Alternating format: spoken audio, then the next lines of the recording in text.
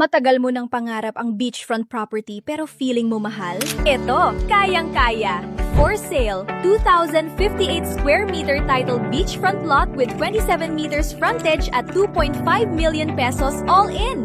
Fine sand, clear water, sunrise at mountain view, kita pa ang Mayon Volcano. Safe ang area, calm waves, near town, may road right-of-way, kuryente, tubig at internet. Booming ang Calabarzon, tourism growth at paparating ang TR4. Perfect for Airbnb, resort or retirement home.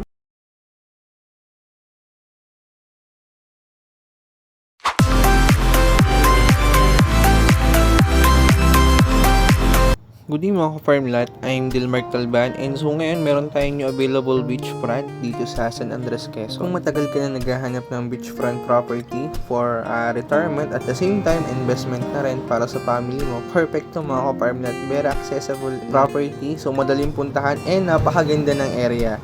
So ngayon, bali ito po yung provincial highway ng San Andres, Quezon and ito naman yung barangay road going dito sa property. So ngayon, ipapakita ko po sa inyo yung daan from provincial road going sa property. Ayan, so as you can see, cemented na yung mga farm lot and no tolling na po yan. So kaliwaan, kaya kahit malaki yung dala yung sasakyan is hindi kayo magigipit sa daan. And ayan, so napakaganda po dito. So napakaganda ng ambience, talagang feel na feel mo yung province. So, yun mga ka-farm lot, ang good thing dito, napakalapit lang po nito from provincial road. So, nag-drive lang tayo ng almost 2 to 3 minutes going sa property. And ang isa sa nagustuhan ko dito mga ka-farm lot, ayan, kung may kids ka, napakalapit lang po nito sa school ng high school, ano. Eh, napakalapit lang dito sa INC chart. So, madadaan natin yan mamaya. Kung INC ka, so walking distance lang po, ano, kung masamba kayo. Ayan, so napakalapit lang sa property.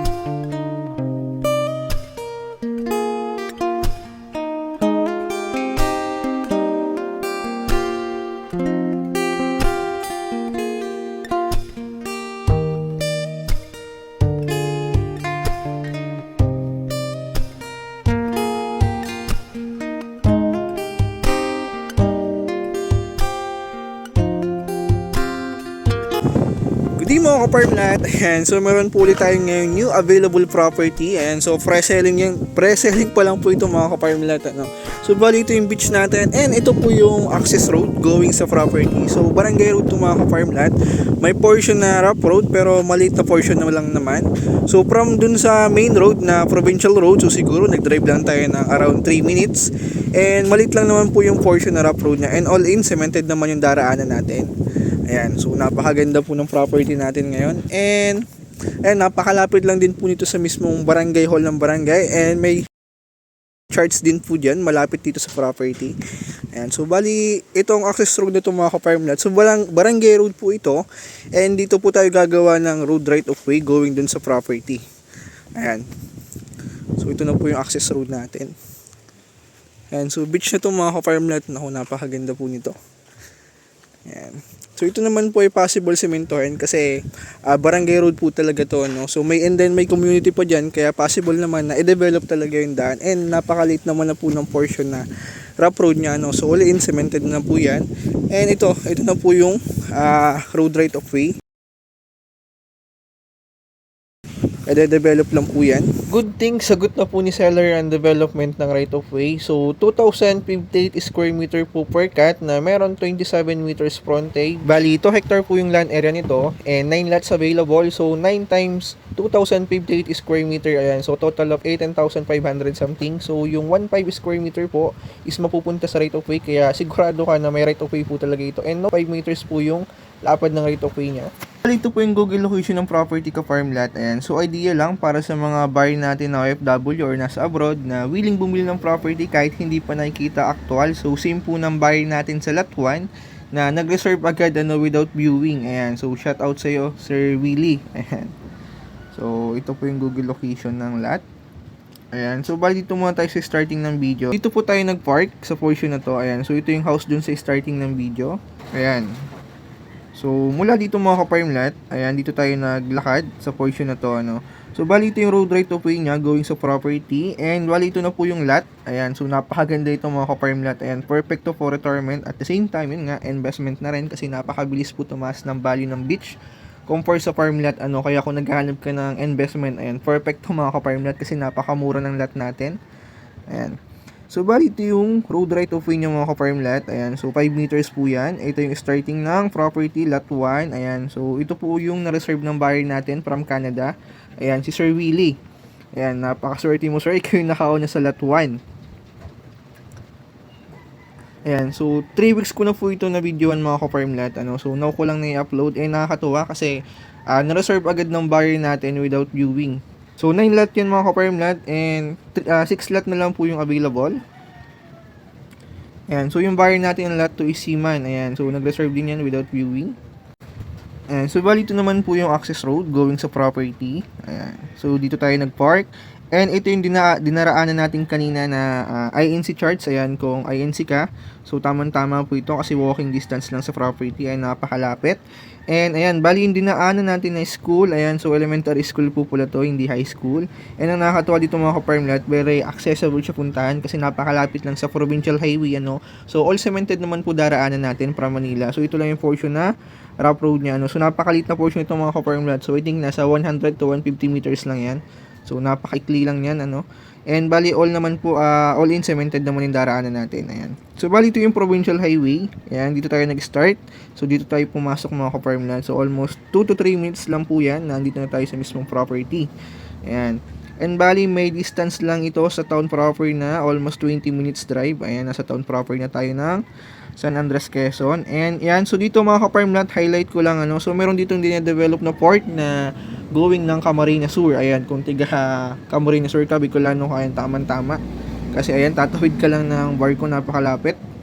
Ayan, isang tawid lang yan mga ka-farm lot. So ito na po yung Camsur. Ayan, itong portion na to.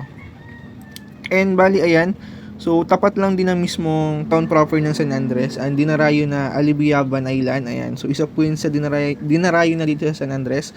Ayan, so napakaganda yan mga ka-farm lot, white sand yan and marami na ditong resort. Ayan, na pwede nyong puntahan.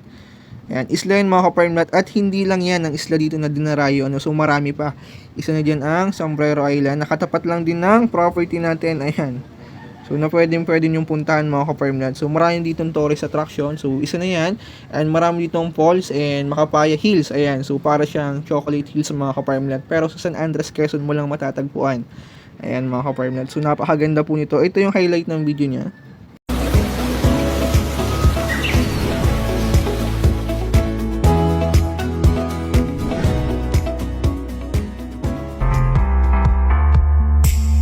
Welcome to Sombrero Island.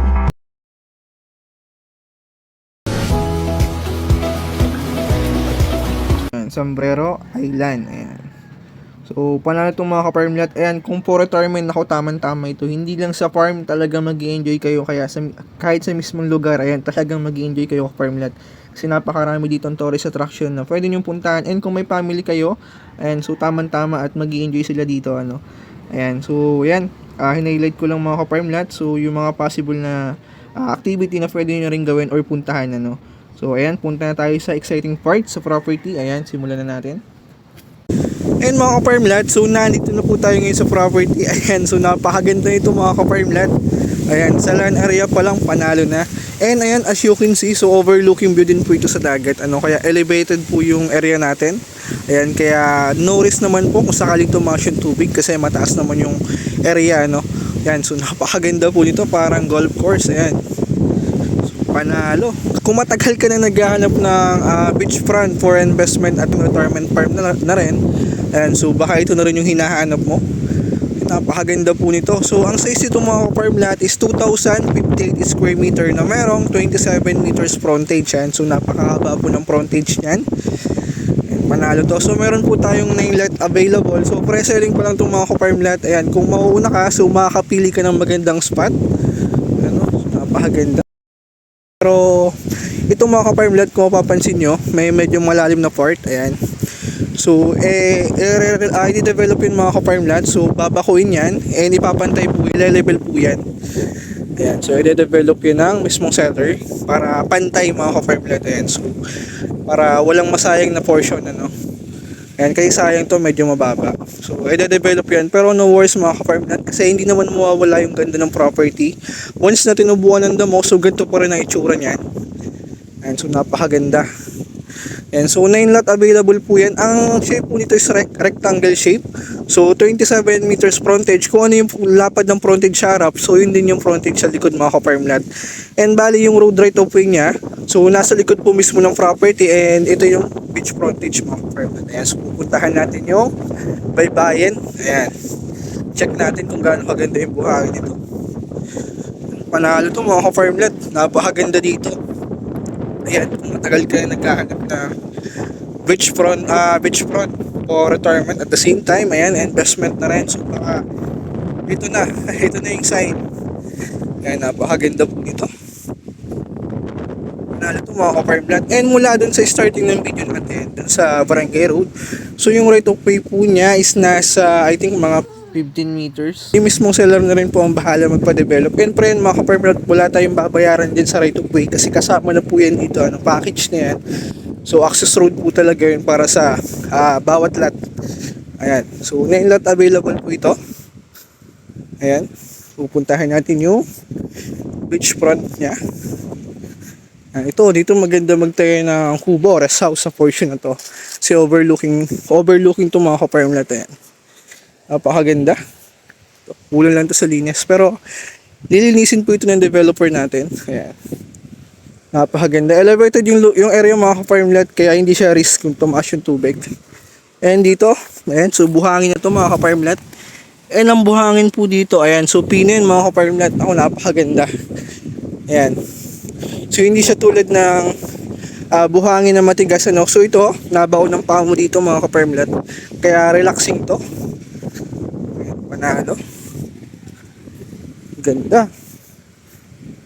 So pino po ang buhangin dito mga ka-farm lot. Ayan, so semi-white sand po yan. Ayan, and kulang lang to sa linis.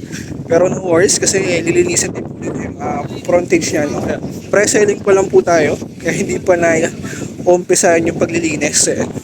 So lilinisin din po nila yan. So once na linis yan, napakaganda po ito. Ganda. Ayan. So napakaganda po ng buhangin dito. Pino yan and nalubog ang paa mo dito kaya relaxing to mga ka-farm lot. Unlike sa other beachfront na halos matigas yung buhangin niya. So ito relaxing. Ayan, napakaganda. Panalo. And kung may kids ka na ako, talagang mag-i-enjoy po dito mga ka-farm. Napakagandang retirement dito. Ganda to. Tara to.